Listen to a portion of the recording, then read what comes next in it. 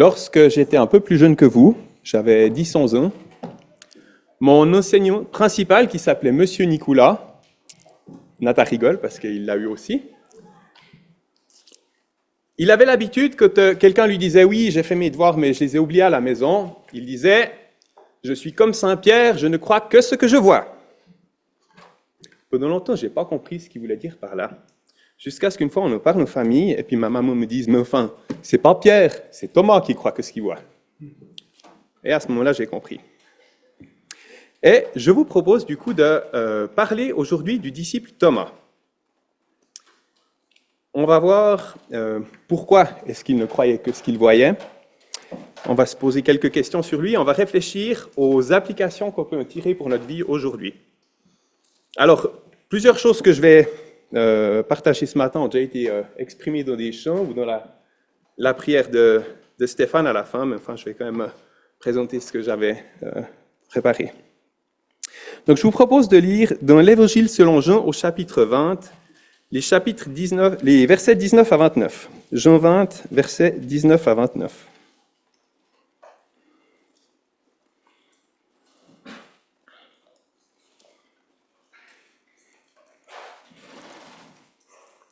Le soir donc étant venu ce jour-là, le premier de la semaine, et les portes du lieu où les disciples étaient par crainte des Juifs étant fermées, Jésus vint et se tint au milieu d'eux, des disciples.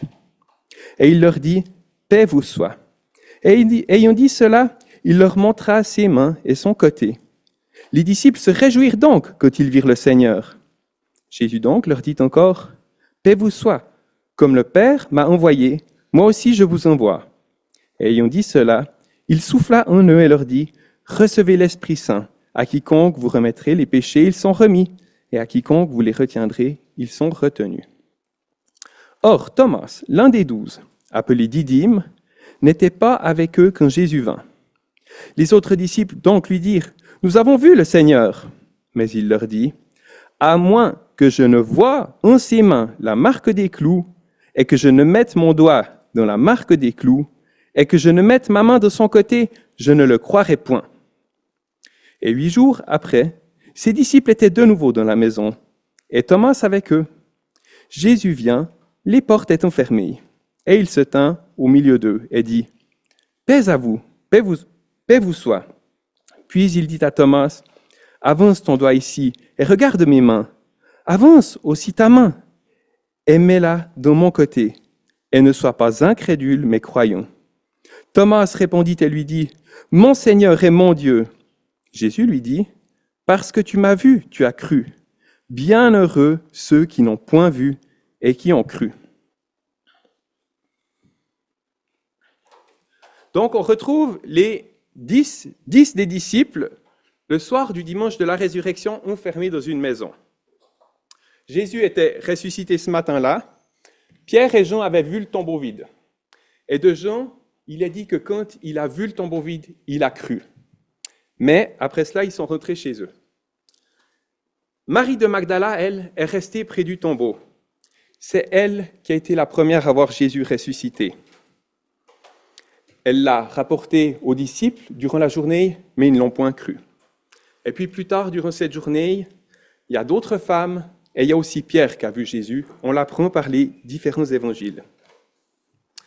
Ce qu'il faut encore savoir, c'est que pendant cette journée, les soldats qui étaient chargés de garder le tombeau sont retournés donc après la résurrection, ils sont retournés en ville et ils ont raconté aux principaux du peuple, aux anciens, ce qui était arrivé. Et ça, on l'apprend dans l'Évangile selon Matthieu. Donc, pour résumer la situation, au moment où on a commencé notre lecture, il faut savoir que le tombeau est vide.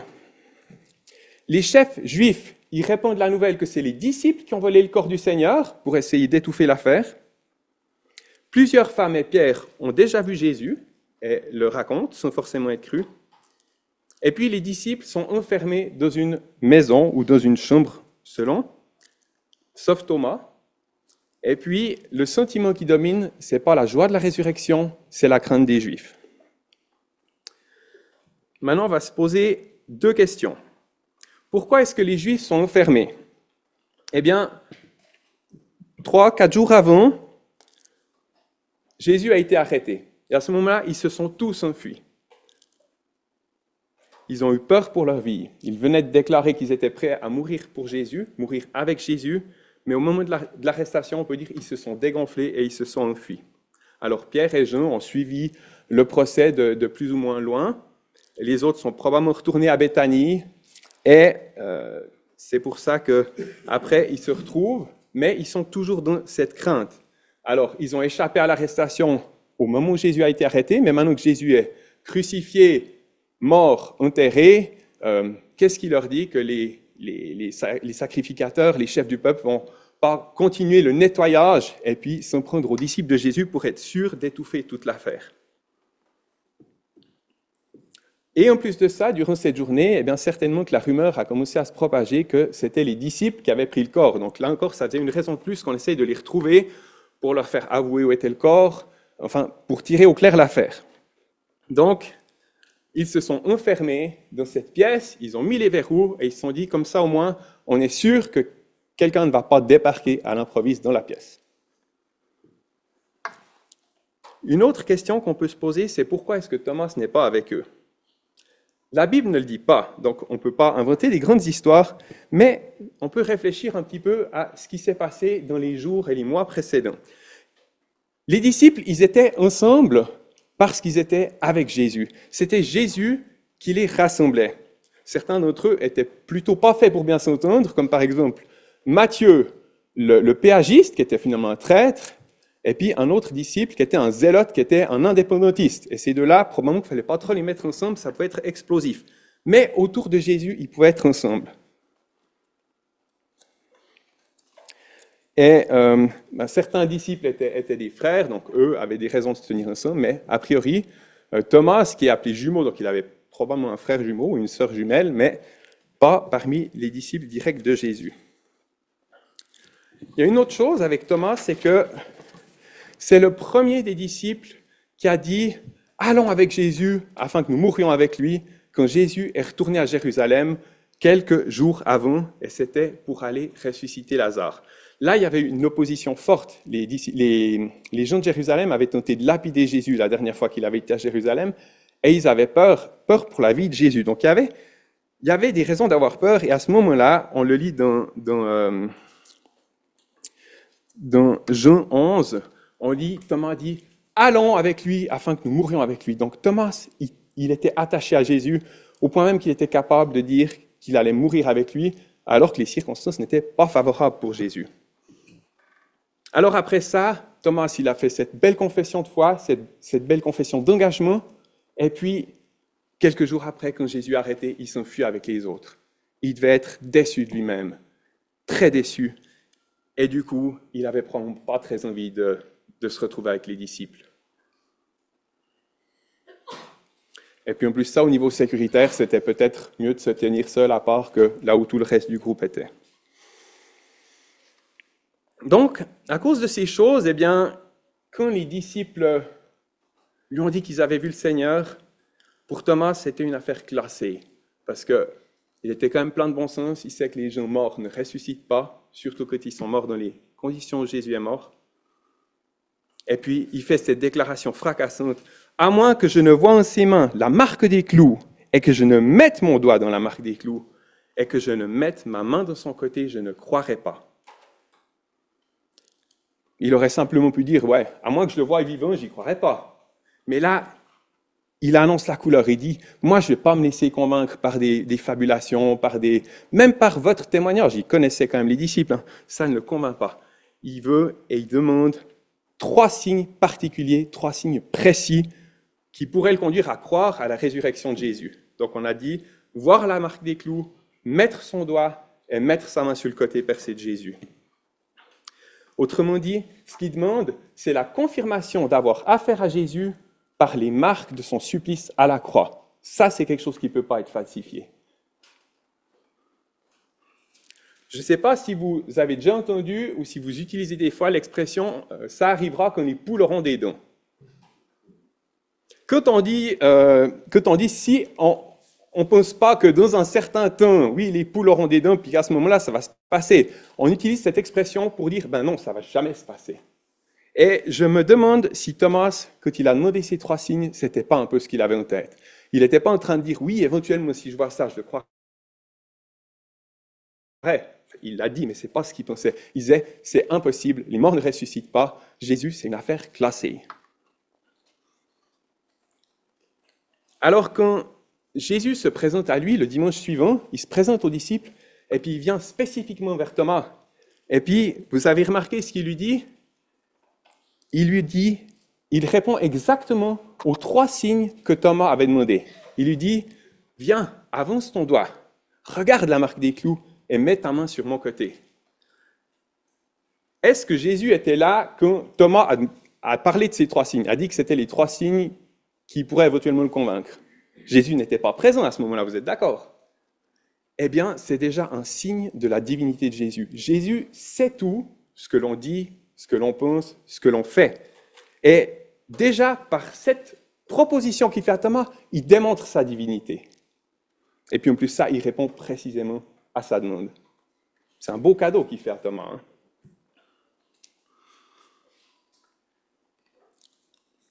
Alors, Thomas, en entendant ça, il a une réaction immédiate. Sa réaction, elle est tellement immédiate, ce qu'il va dire, que l'auteur de l'évangile, Jean, il précise même pas s'il a effectivement touché les marques des clous et la marque dans le côté. On ne le sait pas. Mais il n'a plus besoin de ça. Il est convaincu et il a cette réponse qui est 5 mots pour rigoler. J'ai regardé le grec, il y a aussi 5 mots, parce que je me suis dit, tiens, est-ce que, voilà, des fois il y a moins de mots en grec qu'en français, mais 5 mots. Mon Seigneur est mon Dieu. Il aurait pu dire, ah, tu es véritablement Dieu. Ce qui est juste. Mais il a utilisé 2 fois le mot mon. Ça veut dire que c'est plus seulement un constat sur la personne de Jésus, c'est une vérité qui s'approprie personnellement. Et à partir de ce moment-là de sa vie, ce double mon Seigneur et mon Dieu vont guider sa vie et le conduire dans tout ce qu'il va faire. Alors je l'ai dit, c'est un beau cadeau que Jésus a fait à Thomas en se révélant à lui spécifiquement, en répondant de manière littérale et parfaite aux 3 signes qu'il a demandé. Et on peut se dire, il a eu de la chance, Thomas.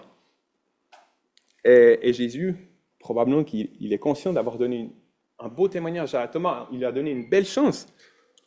Mais il lui dit, il y en a qui n'auront pas cette chance, parce que Jésus, il est resté 40 jours sur la terre après sa résurrection. 40 jours, c'est court pour donner son témoignage de résurrection et envoyer ses disciples en mission.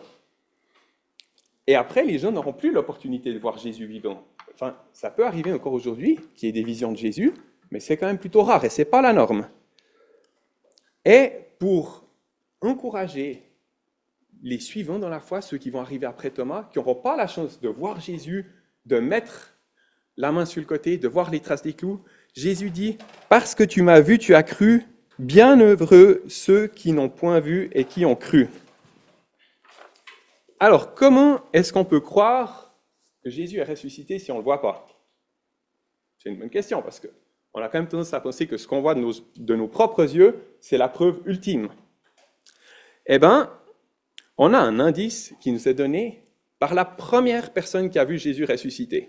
Maintenant, on va voir si vous avez écouté, je l'ai dit avant. Qui était la première personne ressuscitée, qui a vu Jésus ressuscité? Oui, Marie de Magdala, absolument. Eh bien, je vous propose de lire le paragraphe qui précède ce qu'on vient de lire, et on va voir ce qui s'est passé avec Marie de Magdala. Donc, on lit dans Jean 20, les versets 11 à 18. Mais Marie se tenait près du sépulcre, dehors, et pleurait. Comme elle pleurait donc, elle se baissa dans le sépulcre, et elle voit 2 anges vêtus de blanc, assis, un à la tête et un aux pieds, là où le corps de Jésus avait été couché. Et ils lui disent, « Femme, pourquoi pleures-tu » Et elle leur dit, « Parce qu'on a enlevé mon Seigneur, et je ne sais où on l'a mis. » Ayant dit cela, elle se tourna en arrière, et elle voit Jésus qui était là. Elle ne savait pas que ce fût Jésus. Jésus lui dit, « Femme, pourquoi pleures-tu? Qui cherches-tu » Elle, pensant que c'était le jardinier, lui dit, « Seigneur, si toi tu l'as emporté, dis-moi où tu l'as mis, et moi je l'ôterai. » Jésus lui dit, « Marie. » Elle s'est retournée, lui dit en hébreu, Rabboni, ce qui veut dire maître. Jésus lui dit, ne me touche pas, car je ne suis pas encore monté vers mon Père, mais va vers mes frères et dis-leur, je monte vers mon Père et votre Père, et vers mon Dieu et votre Dieu. Marie de Magdala vient rapporter aux disciples ce qu'elle a vu le Seigneur et qu'il lui a dit ces choses. Donc, imaginez bien la scène. Marie, elle est devant le tombeau et elle se penche pour regarder dans le tombeau. Elle voit les anges, mais tout d'un coup, elle sent qu'il y a quelqu'un derrière elle. Donc, c'est dit, elle se retourne et elle voit un homme debout devant elle. Donc, elle est penchée, elle regarde quelqu'un qui est debout. Donc, elle pleure, elle a les yeux pleins de larmes, et puis, en passant de l'obscurité du tombeau et en se retournant, elle regarde un peu plus en haut, elle est éblouie. Donc, des larmes dans les yeux, probablement un peu éblouie, elle ne reconnaît pas Jésus, et puis il lui demande « Qui cherches-tu » Mais Marie, ce qui l'intéresse, c'est Jésus. Donc, elle regarde de nouveau dans le tombeau. Le texte ne le dit pas, mais au moment où Jésus l'appelle, Marie, elle se retourne. Donc, à ce moment-là, elle ne regardait plus Jésus. Et c'est donc la parole de Jésus, c'est Jésus qui l'a appelé par son nom, qui lui a fait croire, comprendre instantanément qu'il était ressuscité et qu'il était devant elle. Ce n'est pas la vue qui lui a fait comprendre la résurrection de Jésus, c'est la parole de Jésus qu'elle a entendue et écoutée. Et c'est comme si, par ce récit, Dieu nous donnait un témoignage. Oui, Thomas, il a vu Jésus ressuscité, et c'est un privilège. Mais c'est encore mieux, bienheureux ceux qui croient sans avoir vu. Marie, elle n'avait pas reconnu Jésus en le voyant, elle l'a reconnu en l'écoutant. Est-ce que Jésus parle encore aujourd'hui ?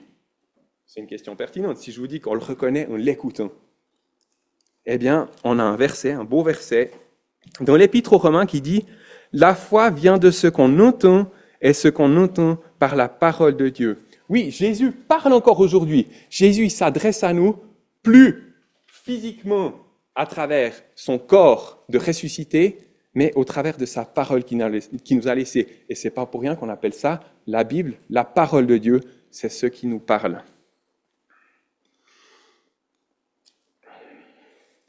Donc, à partir de ces quelques constats, et en particulier de la vie de Thomas, quel enseignement peut-on tirer pour notre vie aujourd'hui ? Quelles applications ? Je vais vous en proposer 4. La première, c'est aller au-delà du doute. Vous vous souvenez, on a chanté « Tel que je suis, bien vacillant, on proie au doute à chaque instant ». Ça nous arrive à tous de douter. Pas forcément de la résurrection de Jésus, mais on peut à tout moment être confronté à des doutes. Comment est-ce qu'on va les traiter ? La deuxième application, c'est pouvoir proclamer comme Thomas « Mon Seigneur est mon Dieu ». Pas juste « Tu es Dieu », pas juste « Tu es mon Dieu », mais « Tu es mon Seigneur et mon Dieu ». Qu'est-ce que ça implique pour nos vies ? La troisième application, c'est de rechercher la présence des disciples. Et puis, la quatrième, c'est une question. Jusqu'où vaut-il la peine d'aller avec et pour Jésus ? Alors, je ne sais pas si vous avez remarqué dans la première application, aller au-delà du doute, quand Jésus, il a posé sa question à Thomas, quand Jésus lui a dit « approche, regarde, touche », il a complété sa phrase. Il a répété ce que Thomas avait demandé, et Thomas avait terminé en disant « je ne croirai pas ». Jésus, il répète « avance, touche et regarde », et il lui dit « ne sois pas incrédule, mais croyant ». Est-ce que ce ne sont pas des paroles inutiles ? Parce qu'avec ce que Thomas a vu, c'était évident qu'il allait croire. Vous êtes d'accord avec moi ? Moi, pas forcément. Parce qu'on a beaucoup de témoignages dans la Bible, dans l'Ancien Testament, dans le Nouveau Testament, des gens qui ont vu des choses extraordinaires, des miracles indiscutables qui démontraient que Dieu était Dieu et qu'il devait être leur Dieu et qui n'ont pas suivi. Le premier exemple que je peux vous proposer, c'est le pharaon d'Égypte. Il a vu tous les miracles que Moïse a produits devant lui pour libérer le peuple, 10 à la suite, alors après le 10e, il a été brisé, mais 9 fois, il s'est endurci, il a résisté. Et pourtant, c'était des témoignages indiscutables. Les Israélites dans le désert, ils ont vu des miracles, des délivrances de Dieu, et le Nouveau Testament nous dit, ils se sont endurcis, ils n'ont pas marché avec le Seigneur. Un autre témoignage qui est incroyable et je trouve invraisemblable, c'est Élie et Akab au Mont Carmel. 2 autels. Les prophètes de Baal, je ne sais plus combien ils étaient, 200, je ne sais plus, 400. Et Élie, tout seul, 2 autels, on convient que là où le feu du ciel descend, c'est le Dieu qu'il faut adorer. Les prophètes de Baal, ils font un Ramadan toute la journée, il ne se passe rien. Élie, il fait une prière simple, claire, concise, et le feu du ciel descend. Qu'est-ce qu'on en conclut? Eh bien, c'est ce que les Israélites avaient dit, c'est l'Éternel qui est Dieu, c'est lui que nous servirons. Eh bien, rien du tout, il continue à marcher dans les idoles. Donc, ce n'est pas les plus grands miracles qui convainquent les gens. Et puis, le dernier exemple, qui est encore plus fort, on va dire, c'est tous les miracles que Jésus a faits. C'était extraordinaire. Mais en plus de ça, c'était des miracles qui étaient spécifiquement annoncés pour beaucoup, qui seraient faits par le Messie. Donc, Jésus, en faisant ces miracles, il n'a pas seulement fait du bien au peuple, il n'a pas délivré, il n'a pas guéri seulement, mais il a démontré par cela qu'il était le Messie que les Juifs attendaient. Est-ce que les Juifs l'ont reçu? Non, ils l'ont rejeté et crucifié. Donc, quand Jésus, il dit à Thomas, ne sois pas incrédule mais crois, il lui dit, alors, tu as assisté à quelque chose d'extraordinaire, mais tu dois aller au-delà. Tu dois avoir cet engagement que Thomas prend immédiatement du coup.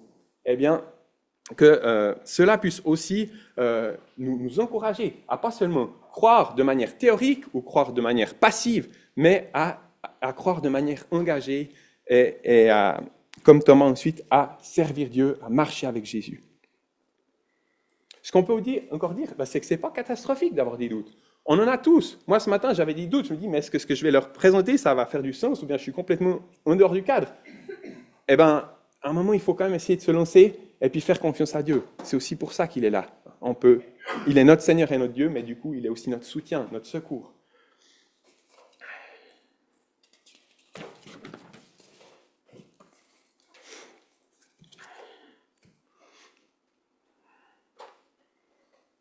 Voilà, la deuxième application qu'on peut prendre, c'est « Mon Seigneur est mon Dieu ». Ce n'est pas juste « Tu es Dieu », on reconnaît sa divinité, et puis c'est très bien et on ne fait rien. Ce n'est pas juste « Tu es mon Dieu », et puis alors dans ce cas-là, je vais aller t'adorer le dimanche matin au culte, et puis le reste de la semaine, je vis ma vie comme je l'entends. Tu es mon Seigneur et mon Dieu. Et le fait qu'il est Seigneur, c'est qu'il a autorité sur notre vie. Et ça, ce n'est pas facile aujourd'hui. Ça fait 25 ans cet été que j'ai fini l'école. Et je pense que la plupart d'entre vous êtes encore à l'école. Peut-être qu'il y en a qui ont déjà fini. Je crois que ce que vous vivez n'a plus rien à voir avec ce que moi j'y ai vécu. C'est compliqué aujourd'hui d'être chrétien dans notre société. On vous parle à l'école de la théorie du genre. C'est des choses que vous entendez des fois. On vous dit, oui, alors c'est pas parce qu'on vous a dit que vous étiez un garçon ou une fille à la naissance que c'est ainsi. On sème le doute dans l'esprit des gens. On raconte n'importe quoi pourvu que ce soit opposé à la parole de Dieu. On fait la banalisation et même la promotion de toutes les déviances sexuelles, le mot m'échappe maintenant, des gens qui vivent n'importe comment leur vie sentimentale. Et ça, c'est promu, c'est valorisé. Et puis, si vous voulez marcher avec Dieu, marcher fidèlement, on doit pouvoir résister à ces choses-là. Et pour y résister, on a besoin d'avoir un Seigneur et un Dieu personnel qui nous accompagne, qui nous aide à tenir ferme quand c'est difficile.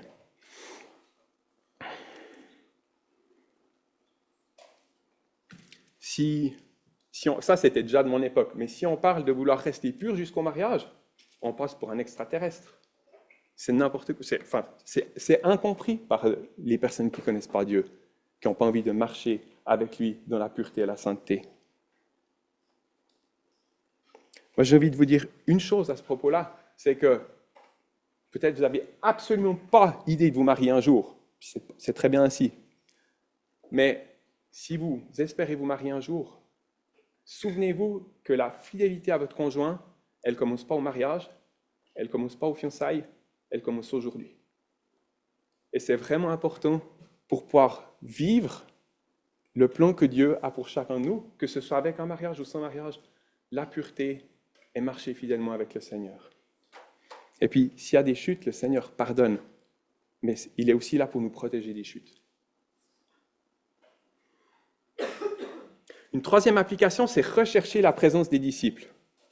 Quand Marie a vu Jésus, le jour de la résurrection, il lui a dit « Va vers mes frères et dis-leur de m'attendre en Galilée. » Et quelques temps plus tard, il y a 7 disciples qui partent en Galilée.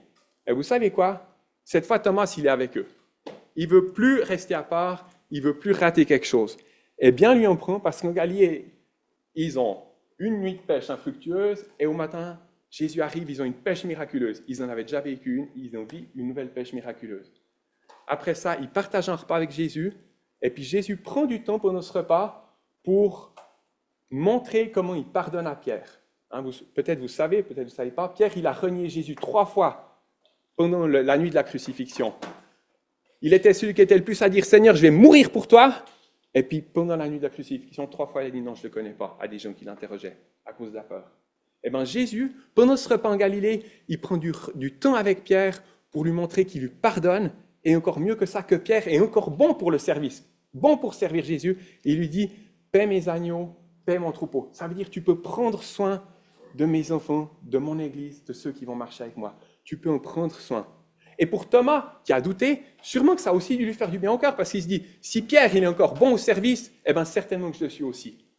Et du coup, c'est un encouragement, comme Thomas, à ne pas se tenir à part, à fréquenter les rencontres d'église. Je ne sais pas si vous avez des groupes d'ados, de pré-ados, des groupes de jeunes, des soirées de louanges. N'importe quelle rencontre avec des croyants, c'est quelque chose qui fortifie notre foi, quelque chose qui nous encourage, quelque chose qui peut nous faire grandir avec le Seigneur et qui nous aide à tenir ferme quand on est dans ce monde qui est tellement opposé à Dieu le reste de la semaine, les autres jours. Alors, prenons l'habitude d'aller aux bons endroits pour avoir les bonnes influences.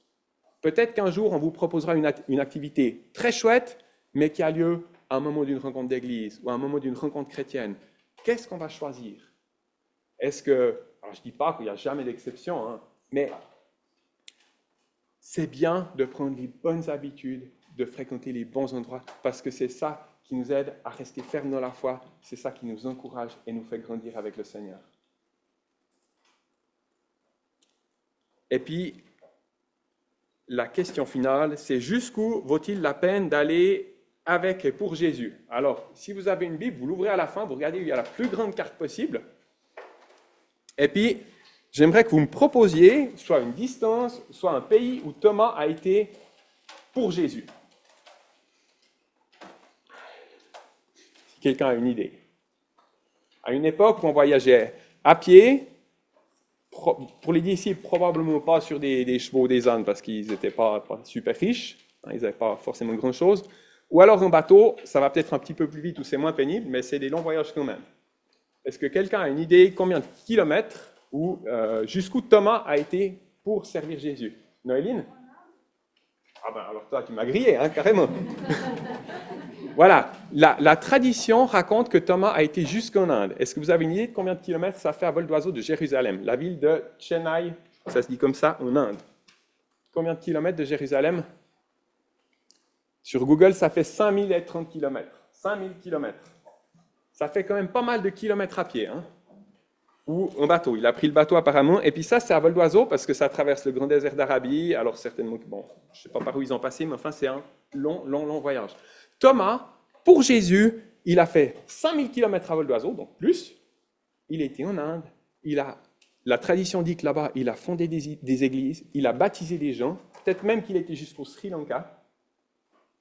Et puis c'est là-bas qu'il est mort pour Jésus aussi. Au martyr. Et imaginez quelqu'un qui dit à Thomas, enfin Thomas, c'est un long voyage que tu fais, est-ce que ça vaut la peine? Il dit, mais ça va ou bien? Moi, j'ai vu les traces des mains, les clous dans les mains, j'ai pu mettre ma main sur son côté. Alors pourquoi tu me demandes si ça vaut la peine? Mais bien sûr que ça vaut la peine. Si Jésus a donné sa vie pour moi, je peux bien donner la mienne pour lui. Et puis, quand on arrive au ciel, on va trouver Thomas et on lui dit, est-ce que ça valait la peine d'aller jusqu'en Inde et de mourir pour Jésus? Mais il va vous répondre, bien sûr que ça valait la peine, évidemment.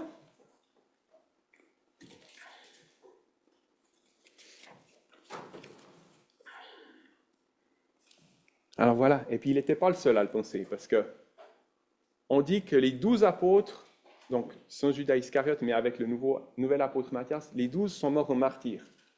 Peut-être Jean en a encore un doute, l'apôtre Jean, mais les 12 apôtres sont morts en martyr. Est-ce que ça valait la peine de mourir pour Jésus?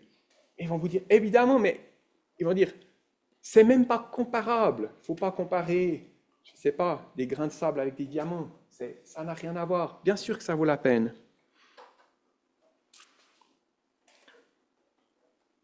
Il y a un missionnaire du siècle passé qui s'appelait Jim Elliot. Il a écrit une phrase qui est devenue assez célèbre. Il a dit, il n'est pas fou celui qui donne ce qu'il ne peut pas garder pour gagner ce qu'il ne peut pas perdre. Il n'est pas fou celui qui donne ce qu'il ne peut pas garder pour gagner ce qu'il ne peut pas perdre. Je ne sais pas si c'était ce jour-là ou quelque temps après, ce missionnaire, il était assassiné par les Indiens qui venaient pour évangéliser avec 4 autres missionnaires. Mais il n'était pas fou, parce qu'il n'a pas hésité à donner ce qu'il ne pouvait pas garder, c'était sa vie, tout, mais il a gagné ce qu'il ne peut plus perdre, c'est la gloire avec Jésus. Alors que le témoignage de Thomas, son histoire, et puis de tant d'autres croyants après lui, de Jim Elliot, et il y en aurait d'autres, eh bien, nous encourage à dire comme Thomas, mon Seigneur et mon Dieu, à faire une réalité personnelle et vivante le fait que Jésus est Dieu, qu'il est Seigneur et qu'il est Seigneur de notre vie. Que ça nous encourage à fréquenter les endroits qui nous font du bien spirituellement, les endroits qui nous font grandir spirituellement, parce que dans le monde autour de nous, l'opposition à Dieu, elle n'est peut-être pas toujours frontale, mais elle est tout le temps là, sournoise et présente. Et puis que cela nous encourage à nous engager avec Jésus et pour Jésus. Vous avez entre 13 et 16 ans peut-être, vous ne savez pas encore ce que Jésus va faire de votre vie. Peut-être que comme Thomas, il vous enverra très loin pour être missionnaire. Peut-être qu'il va vous employer près de chez vous, en Suisse, en France, je ne sais pas où. Mais ce qu'on est sûr, c'est qu'il vous appelle à le servir. Et que tous, nous puissions le servir avec un cœur plein et sans partage pour lui. Parce que, comme Thomas, on peut dire, oui, ça vaut la peine. Thomas l'a vu, mais nous, on peut l'entendre de sa parole et vivre avec la conviction qu'il est ressuscité, qu'il est vivant et qu'il nous accompagne.